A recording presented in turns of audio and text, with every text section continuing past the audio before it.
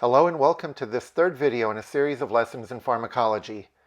In earlier lessons, we studied the chemistry of a group of drugs called phenethylamines with an emphasis on naturally occurring catecholamines, dopamine, norepinephrine, and epinephrine. As mentioned before, each of these pharmacology videos is foundational for successive lessons, so I strongly recommend that you view the first two short videos before continuing with this one. The primary alkaloid of the adrenal gland was logically named adrenaline. Although much of the world still refers to this chemical compound as adrenaline, in the United States we refer to this compound by the non-proprietary name, epinephrine.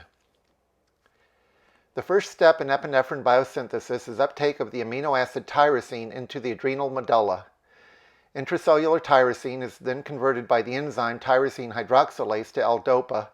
Dopa decarboxylation produces dopamine, and then dopamine beta-hydroxylation produces norepinephrine.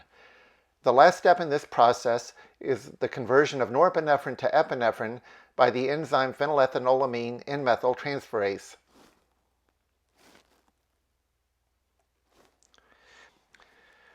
Some nerve cells have all these enzymes except the last enzyme in the pathway. Consequently, these cells are only able to produce norepinephrine.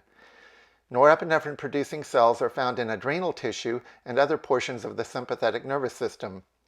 In these sympathetic nerve cells, tyrosine is taken up and converted to L-DOPA and dopamine, and then the enzyme dopamine beta-hydroxylase converts dopamine to norepinephrine. The last naturally occurring catecholamine to consider is the neurotransmitter dopamine. In brain and kidney cells that produce dopamine, tyrosine is taken up and converted to L-DOPA and then to dopamine by the enzymes tyrosine hydroxylase and dopa decarboxylase. Therefore, a series of similar enzymatic reactions converts the amino acid tyrosine to dopamine in some cells, to norepinephrine in others, and to epinephrine in the adrenal medulla. A crucial fact is that in all these cases, the enzyme tyrosine hydroxylase determines the speed at which this overall reaction proceeds. We say that tyrosine hydroxylase is the rate-limiting or rate-determining step in this process. This important point is worth emphasizing. Catecholamine production is not controlled by the amount of tyrosine available or by other enzymes in the pathway. Catecholamine production is regulated by the enzyme tyrosine hydroxylase. We are now at a point where it's instructive to consider the history of catecholamines. The first adrenal gland extract was obtained 125 years ago in 1895, and epinephrine was isolated from this extract in 1900. Epinephrine was first synthesized in the lab in 1904.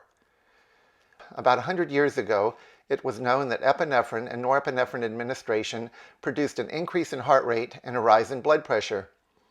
However, back then, we only had a rudimentary understanding of the pharmacology of catecholamines. About 75 years ago, in the mid-1940s, scientists began exploring in more detail the pharmacology of catecholamines. It was known that if you administer epinephrine and norepinephrine intravenously, heart rate increased. Scientists also noticed that with a similar dosage of these two drugs, epinephrine was much more effective in increasing heart rate than was norepinephrine. So follow their thought process. They reasoned that if you add a methyl group to norepinephrine, you get epinephrine, a drug that is more effective at increasing heart rate. What would you find if you added more methyl groups? Would you get a drug that's even better at producing this cardiac effect? So that's what they did.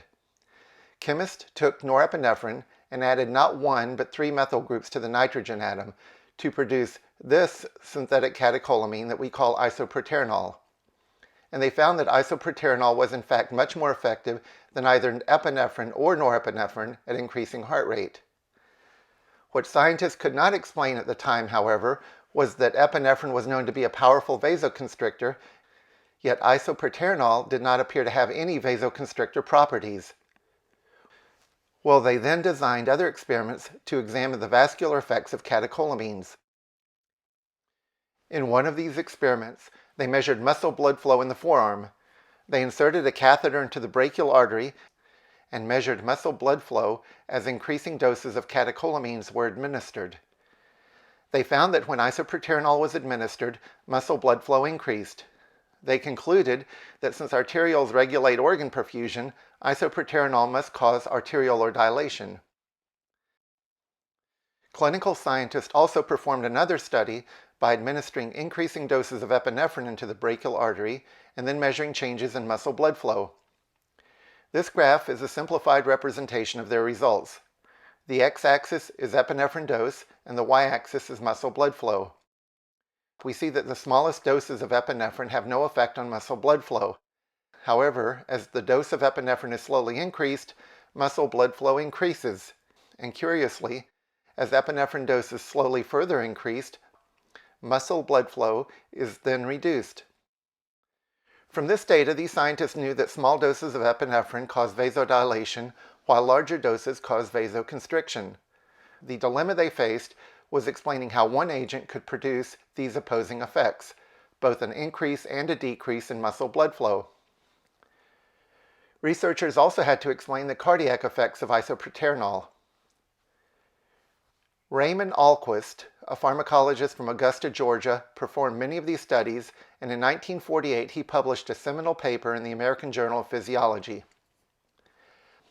Ahlquist postulated that epinephrine acted on arterioles at two different sites, which are called receptors.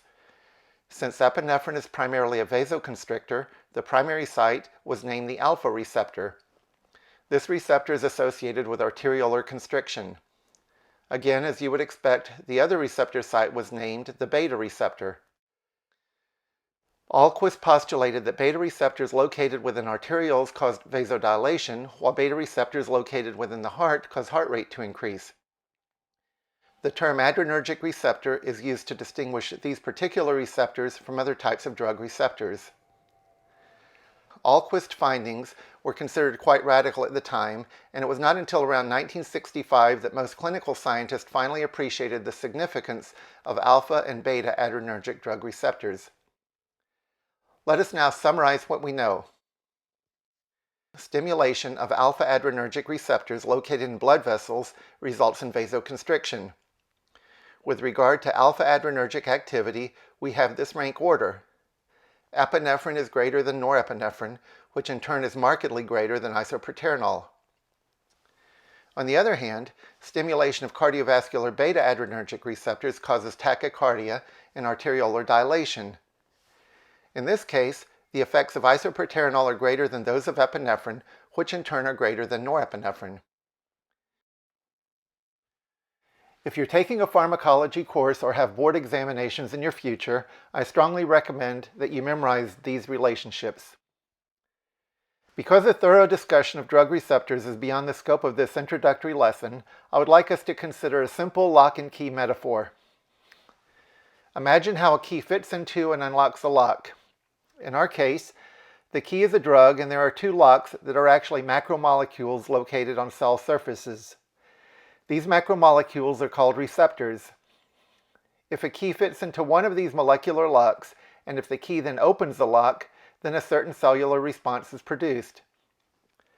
Chemicals that fit a particular molecular receptor and initiate the appropriate cellular response are called agonists. Put another way, we can say that there are two fundamental properties of a receptor agonist. First, it must fit the lock. In pharmacology, we say that it must have affinity for the receptor. The second property of an agonist is that it must open the lock and lead to the appropriate cellular response. We call this property intrinsic activity. Isoproterenol has affinity and intrinsic activity for beta-adrenergic receptors. We say that isoproterenol is a beta-adrenergic agonist. On the other hand, epinephrine is both an alpha-adrenergic and a beta-adrenergic receptor agonist. I would like to conclude this video by considering a few miscellaneous questions. Remember from anatomy that after blood leaves the heart, it passes through 5 major types of blood vessels. Conductance arteries transport blood efficiently from the heart to various organs. On its way to the various organs, blood travels through arterioles, then blood reaches capillaries, where tissue perfusion occurs. Venous blood then returns to the heart via venules, then larger capacitance veins. Beta-adrenergic receptors are located within the walls of arterioles and cause vasodilation. Alpha-adrenergic receptors are located within smooth muscle cells. These receptors are found in venules and in portions of vessels that lie between arterioles and capillaries. Stimulation of alpha-adrenergic vascular receptors produces vasoconstriction. On the arterial side of the circulation, this results in increased vascular resistance and redistribution of organ blood flow. Stimulation of alpha-adrenergic receptors located in the venous circulation causes venous pressure to increase and often causes more blood to flow back into the heart. Forearm muscle blood flow may be measured by inflating a blood pressure cuff on the upper arm to about 60 millimeters of mercury. Under these conditions, arterial blood may flow into the arm, while venous blood may not flow out. By measuring the slight swelling of the forearm right after the upper cuff is inflated, it is possible to determine forearm muscle blood flow.